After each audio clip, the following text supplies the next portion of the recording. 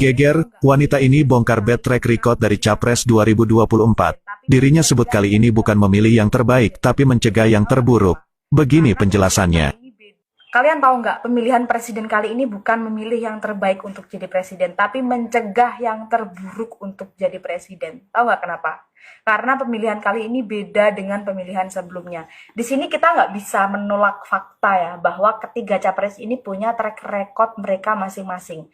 Pak Ganjar dengan yang terkenal korupsi, wadasnya, ketidakberhasilannya memimpin Jateng, beliau yang suka ngenyek orang lain dan profesi orang lain secara terang-terangan, emosionalnya, pun termasuk juga Bapak Prabowo yang terkenal lekat dengan isu penculikan, beliau yang terkenal kasar, terkenal ambisius dan lain sebagainya, pun termasuk juga Bapak Anies yang terkenal suka memainkan politik identitas, korupsinya, ketidakberhasilannya memimpin Jakarta, dan manipulatifnya beliau, pengkhianatan beliau, dan lain sebagainya. Itu semua fakta yang ada, yang terjadi, dan pernah terjadi. Jadi kita tidak bisa menolak fakta itu. Dan kalau kalian mau tahu pilihan saya jatuh kepada siapa, ini saya tuh sempat golput ya, sebelum akhirnya saya punya pilihan capres mana yang akan saya coblos nanti tanggal 14 Februari. Karena saya nggak mau suara saya itu dimanfaatkan oleh pihak-pihak yang tidak bertanggung jawab, akhirnya saya nyari tahu informasi soal ketiga capres ini, mau nggak mau. Saya nyari tahu dan pilihan saya jatuh kepada Bapak Prabowo. Yaitu yang terkenal dengan isu penculikan, saya milih Bapak Prabowo untuk mencegah yang terburuk menjadi presiden. Singkatnya ya, kejadian kelam itu tuh tidak dipimpin oleh prajurit. Jadi pada saat itu Bapak Prabowo adalah seorang prajurit. Ya betul sih, pemimpin prajurit. Tapi ada orang yang lebih atas lagi yang memerintahkan momen itu. Jadi bukan karena beliau mau melakukan dengan senang hati. Beliau tuh diperintah. Dan sifatnya prajurit adalah mengikuti perintah, ya kan. Jadi ya you know what I mean lah.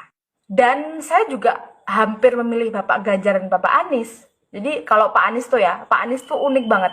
Pada awalnya saya tuh nyari tahu soal Pak Anies dan beliau memang suka melakukan politik identitas. Awalnya saya ngeliat videonya tuh dari pengikutnya yang bilang kalau nggak milih Pak Anies, keislamannya patut dipertanyakan. Itu janggal ya menurut saya.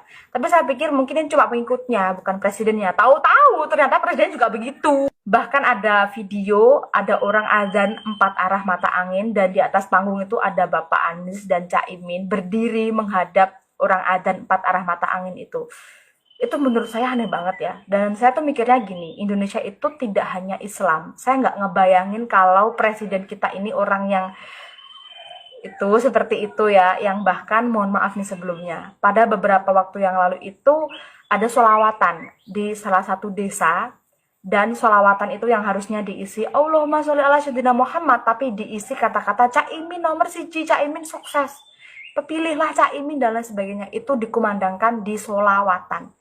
Jadi itu buat saya muak karena sasaran Anies atau Amin ini adalah orang-orang yang nggak tahu apa-apa, orang pedesaan. Jadi menurut saya mereka tidak bisa dipilih untuk jadi presiden. Pun termasuk juga Bapak Ganjar.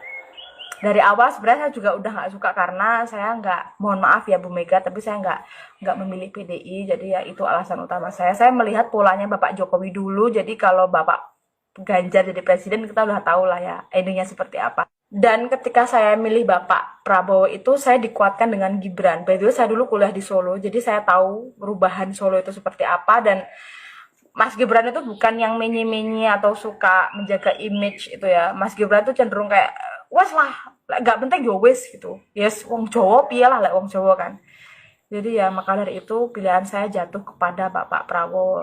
Pun termasuk juga itu semua dikuatkan dengan para orang-orang pintar seperti Mbak Najwa Shihab dan para ulama yang memilih Bapak Prabowo. Meskipun ya ada ulama yang memilih Anies, tapi saya lihat pola beliau yang memilih Anies dengan yang memilih Pak Prabowo ini berbeda. Jadi lebih baik memilih Bapak Prabowo untuk mencegah yang terburuk menjadi presiden.